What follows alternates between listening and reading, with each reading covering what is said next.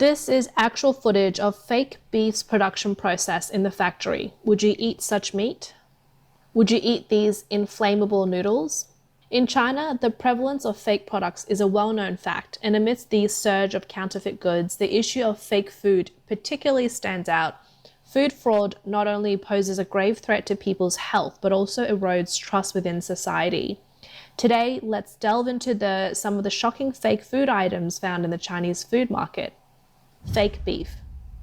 Let's begin with the fake beef that you saw at the beginning of the video. Due to the high cost of beef, which is approximately 160 to 180 yuan, 22 to 26 USD per kilogram, businesses often cut costs by using cheaper meats such as chicken, duck, or pork, which cost around 20 yuan, 3 USD per kilogram, to create synthetic meat. To enhance the beef flavor, they add ingredients like beef essence or beef tendons. After these ingredients are mixed and marinated, gelatin is then added to mimic the texture of beef, making it chewy and elastic. What the hell is they making? Some manufacturers even craft a beef-like surface texture, making it hard to distinguish from real beef. Other sellers use leftover beef scraps, such as lymph nodes and internal organs, to produce fake beef. These low-cost scraps are ground into mincemeat, mixed. Hey, America, this shit is hitting y'all shelves pretty soon. If you think China gonna be the only ones doing it. With additives to produce synthetic minced meat, fooling consumers into thinking it's real minced beef. To cut even more costs, some unscrupulous businesses opt for using meat from deceased cows or aged sows to make fake beef. To make the fake beef's color resemble fresh beef, they add coloring agents such as carmine and nitrates. There are even some reckless. Hold on. So they taking dead cows, slicing that shit up, putting some color on it, and packaging it. Merchants who simply combine eggs and starch or use plant protein to create a kind of composite meat. They then add various additives to make this substance closely resemble real beef in appearance and texture, though it contains no meat at all. Fake beef is everywhere. Can you believe it? When you order a dish of boiled beef or stir-fried beef at a restaurant, what you might be consuming may not be real beef. Today, let's take a closer look at the type of fake beef that has dominated the restaurant industry for over a decade. That is Mongolian meat. When you hear Mongolian meat, you might be thinking of Mongolian beef, but there's actually no beef in here. This Mongolian meat comes in 3 different grades. The lowest grade contains duck meat and a bunch of additives, priced at 6 to 8 yuan. The mid-range option includes some pork and duck meat along with a heap of additives, priced between 8 to 10 yuan. The high-grade version consists of pork and a bunch of additives, priced around 10 to 15 yuan. So they selling, man, I ain't going to China. You don't know what you might be eating, man. They telling you it's pork and duck. Man, it could be cat, dog. The man in the video reveals that a bag of Mongolian meat contains 2 smaller bags, enough for 2 servings. The cost of 1 portion of restaurant-served boiled beef is 5 yuan, while they sell it to you for 58 yuan per bowl, allowing the owner to make a profit of 50 yuan. What's more, we can see that the list of ingredients on the packaging of Mongolian meat includes pork scraps, duck scraps, phosphates, sodium citrate, carrageenan, and other additives. It's all additives. In this next video, the man claims to have bought fake beef in Chaonan New Street in Guangzhou. People nowadays are truly clever. They can fake just about anything, and the fakes look so convincing. They've made the tendon, they've got the real color. It's honestly hard for the naked eye to see through. When I bought it at the store, the salesperson claimed it was prime beef. After cutting it, you can't tear it apart. No idea what kind of glue they used. Cut it open and you'll see. The white part is the glue. If you try burning it with a lighter, it actually catches fire, and it produces a smell just like burning plastic. They're selling this kind of beef for 1 to 200 yuan for half a kilogram. How is fake beef jerky made? As the video shows, first a mold of the beef jerky is created. Once the mold is ready, it is disassembled and refined into a perfect shape. Then the mold is cleaned. After that, the ingredients for the fake beef are prepared. Following this, the jerky is baked. Once cooked, the fake beef jerky is removed and then it undergoes a second coloring and glazing. Finally, the fake beef jerky is completed. Man, look here, man. This is kind of scary. Man, they just molding the meat. Looks like, man, the world's fucked up. Speaking of meat, fake lamb and fake lamb chops have also become a headache for consumers in recent years. During the merchandise slaughter process, lamb is categorized by its parts and then released into the market after passing inspections. However, some businesses, in order to cut costs, mix low quality or even spoiled meat with chemical ingredients such as flavorings. In terms of taste and appearance, these fake lamb chops are almost indistinguishable from real ones. Some businesses use an enzyme that can act as a binding agent, mixing duck and chicken meat with beef. Man, they've been using that binding agent. That ain't nothing new. They using that right here in the U.S. right now. You go buy a piece of steak or something, man, a piece of beef, they using that binding agent, sticking two pieces of meat together. Some be good quality, some be lower. Along with the right seasoning to create fake lamb chops. The picture posted here is even more interesting. The man bought lamb chops at a food festival in Shenzhen and only realized after taking a bite that there was a chopstick inserted into the meat. The individual humorously remarked that it was another day of falling for tricks. Have you ever witnessed the production process of plastic rice? You'll see shit. white plastic continuously being conveyed into a machine, which then extrudes. God damn, I ain't never heard of no fake rice. It's some bullshit. Dough-like substances from the other end. The dough-like object is then put into another machine, and after undergoing processes like wire drawing and threading, the machine produces shiny plastic rice. The same goods is poured into the machine, and what comes out from the other end is rice. Even the popular self-heating rice products that have gained popularity in recent years have their hidden surprises. The rice you can find in the supermarket is usually crystal clear, with distinct grains. In contrast, the rice in self-heating meals appear like long, thread-like strands. If you look closely, you'll even notice some tiny bubbles within, forming irregular, elliptical strands. So it turns out that what's being sold is not real rice, but reconstituted rice, which is made primarily from rice, wheat, and cornstarch.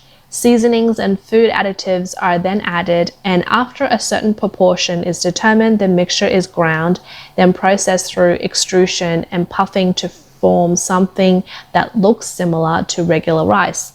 However, because many nutrients are lost during the production process, it's not recommended for long-term consumption. Lately, there is even a type of rice marketed as natural green rice. It claims to be a specialty from northeast China, but many people from that region have only become aware of it in the last 2 years. Green eggs and ham. The quality of this green rice, which is advertised as free from colorants and additives, have been the subject of numerous blogger reviews. I've bought some all-natural, non-artificially colored bamboo rice, which cost me 16.5 yuan per kilogram. This is the most expensive rice I've purchased so far. Let's take a look at its ingredients list. It includes corn flour, spinach flour, mulberry leaf powder, fresh bamboo leaf powder, and water. The ingredient list has anything but rice. The blogger mentioned that this kind of rice looks fresh after cooking, but its color is a bit faded. After cooking, it sticks together like glue, forming a solid mass. The texture when eating is similar to chewing on glue. It could even dislodge your dentures. A man bought a pack of noodles priced 10 yuan for half a kilogram, only to discover something alarming at home. After soaking the noodles in water overnight, not a trace of powder dissolved, and the noodles could even be stretched. This has shocked them, and apparently he will not be eating it. Another customer mentioned they would never buy noodles from the market again after witnessing a noodle shop owner kneading dough and simply ignore the customers when they're asked to select which type of noodle to buy. This raised suspicions. Could the flour used in these noodles be different from what's found in home kitchens? Later, the customer learned from a neighbor who has been running a noodle business for over 10 years that many noodles on the market contain carcinogenic substances like borax to enhance their elasticity and texture. Noodles with borax usually have a smooth surface and are white with a slightly yellow tint. Formaldehyde can also be added to make noodles appear fresher. For noodles that don't soften easily, some producers add strengthening agents and others include carcinogenic chemicals like sulfur dioxide to improve the appearance. Despite looking appetizing, these noodles pose potential health risks. To investigate the composition of fake noodles further, a blogger conducted an experiment. Observing the noodle samples under a microscope, the blogger found it strange to see granular substances clearly visible. Moreover, these noodles had strong elasticity, didn't spoil over time, and didn't become sticky. The blogger then used a borax detection kit, which confirmed the presence of borax in these granules. Another blogger conducted a simple formaldehyde test. They coated both a boiled and an unboiled noodle sample with a formaldehyde detection solution. After 30 minutes of waiting, the results were revealed. The uncooked noodle showed a moderate to high level of formaldehyde of between 1.1 to 1.2, far exceeding the normal caution level of 0.1. The cooked noodles had levels around. Man, y'all better leave that ramen alone. Shit, okay. 0.5, with slightly lighter coloration indicating that formaldehyde remains even after cooking. Fake tofu. Man, this just goes to show, man, we gotta start, man, getting back to the roots, growing our own foods, cooking, home cooked meals, leave that fast food alone. This prime example. Y'all keep taking this shit as a joke if you want to. That's why everybody popping up with these random cancers and people all sick, dying young, high blood pressure, diabetes. Man. Tofu, a highly popular and nutritious food, is generally considered a natural product, so normally one should not worry about buying fakes, right? Surprisingly, fake tofu has also appeared in China. Some types of fake tofu are extremely hard with no elasticity when pressed by hand. This type of tofu is suspected to contain industrial gypsum with a significantly excessive chemical content, potentially posing carcinogenic risk when consumed excessively. Another variety of fake tofu appears white and tasty but emits a lime powder odor. This suggests the use of whitening agents, which may adversely affect one's health if consumed in excess. Some unscrupulous merchants even add gelatin during tofu production, making it impossible to soften even after prolonged cooking, and is generally unpleasant to eat. There's also tofu with an unusually smooth cut surface, devoid of tofu's natural honeycomb texture, suggesting the addition of coagulants. This type of tofu won't soften even after long periods of cooking. Fake buns. Consumers dining out need to exercise caution, particularly regarding aluminum buns. Authentic buns naturally have a slight yellow tint, while aluminum buns appear white and soft. Aluminum buns are made using sweetening baking powder containing aluminum sulfate and aluminum hydroxide. Man, aluminum and buns. Man, wasn't it just a trend of that shit going on? Man, y'all eating that aluminum. While these buns may look appealing and taste soft, the aluminum sulfate they contain could pose health risks. Consuming these buns over time can affect bone development and memory in children. A blogger also examined buns made with lymphatic meat under a microscope and found out that the meat appeared darkened in color.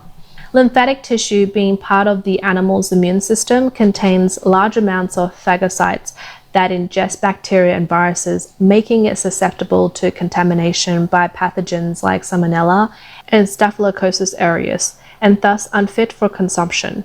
Unquarantined pig lymphatic meat could expose consumers to various zoonotic diseases. Fake eggs. The world is full of surprises, as even eggs can be faked. Look, hey, now if they got the fake eggs, man, we in trouble. Look at this shit. It's gotta be a joke. Woman showcased the fake eggs that she bought, noting they often crack in the middle, unlike the intact appearance of normal eggs. The egg whites and shells of fake eggs are darker in color. The most distinctive feature is that the yolks of fake eggs are often a single uniform mass, rather than being dispersed naturally. This may be due to the addition of thickeners, and the ununiformed appearance of yolk color is achieved through coloring or other chemical methods. The woman expressed concern, showing that these eggs lack any flavor and are entirely spoiled when opened. The production process of fake egg is rather puzzling, primarily involving the mixing of various compounds. These compounds have no nutritional value, and long-term consumption can cause harm to the body.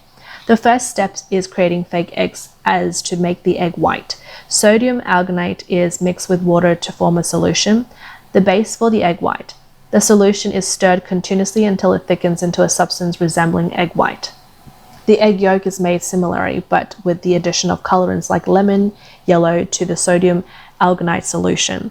This colorful solution is then poured into specially designed molds. Man, they up there mixing your eggs in the lab. Man, ain't no telling what's going on out here, man. They got the clone meat. They got the GMOs.